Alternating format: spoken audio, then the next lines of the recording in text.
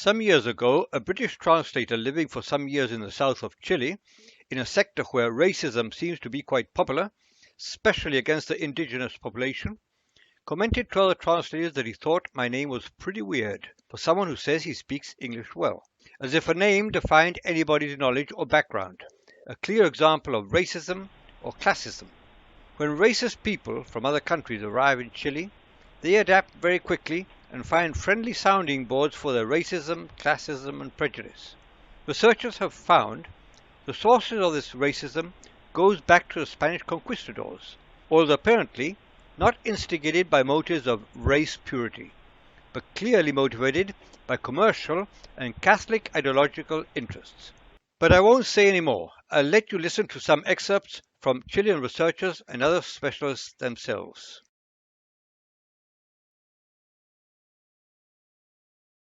Sin embargo, el racismo no es nuevo en el país, ni responde a esta coyuntura migratoria y por sobre todas las cosas no tiene que ver solamente con los inmigrantes afrocaribeños o con otros inmigrantes latinoamericanos.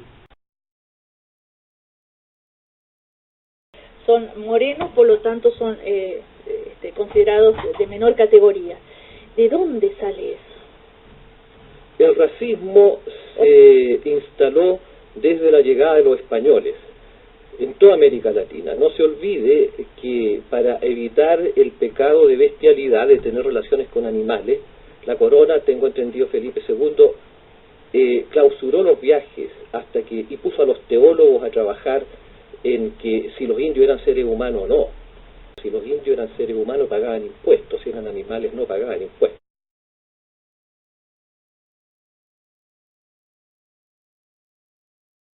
Hay varias motivaciones. La cosa es que la corona afortunadamente llegó a la conclusión que los indios eran seres humanos y entonces continuó y ahí empieza la discriminación. O sea, el amerindio, por tener otra religión, se consideraba que todos los que no eran cristianos o católicos en ese momento eran seres inferiores, seres endemoniados.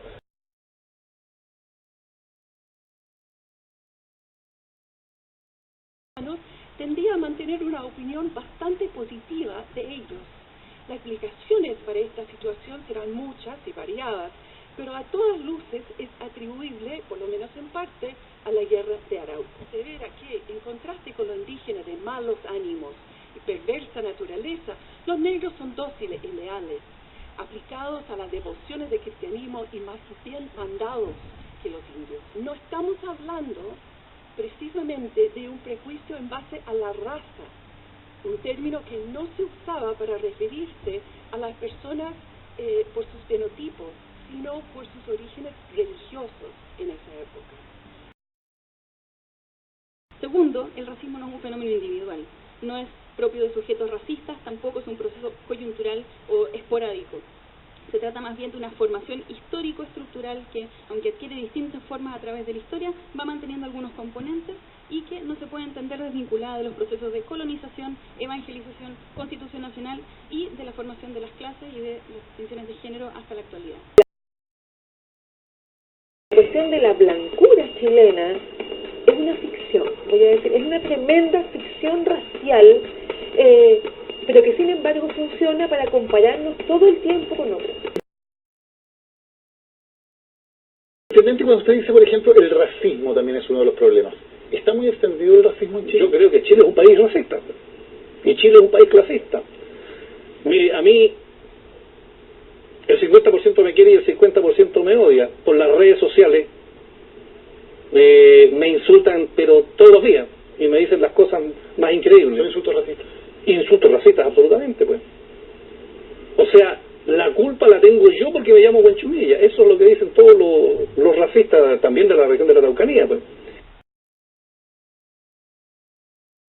Como mujer de origen palestino y sirio, es decir, árabe, denominación de origen calificada hace poco por una comentarista internacional de nuestra televisión pública como una etnia, comillas, proclive a los fanatismos, en Chile, aún hoy, la respuesta equivocada a la pregunta de qué colegio vienes, de dónde vives o dónde veraneaban tus papás, aún puede llevar a muchos a perder una posibilidad laboral o a verse privados de las provechosas redes sociales que otros disfrutan.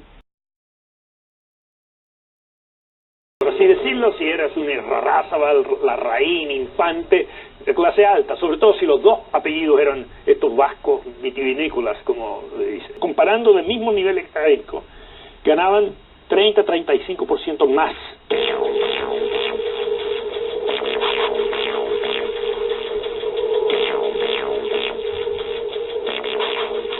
¿Quién conoces?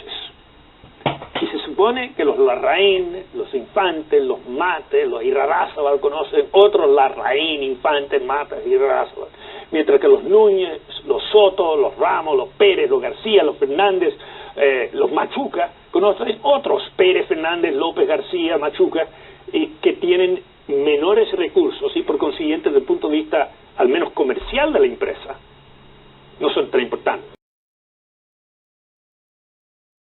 Todos los que han predicado la equidad, la igualdad de los seres humanos sustantiva y la relación fraterna de la sociedad lo han perseguido.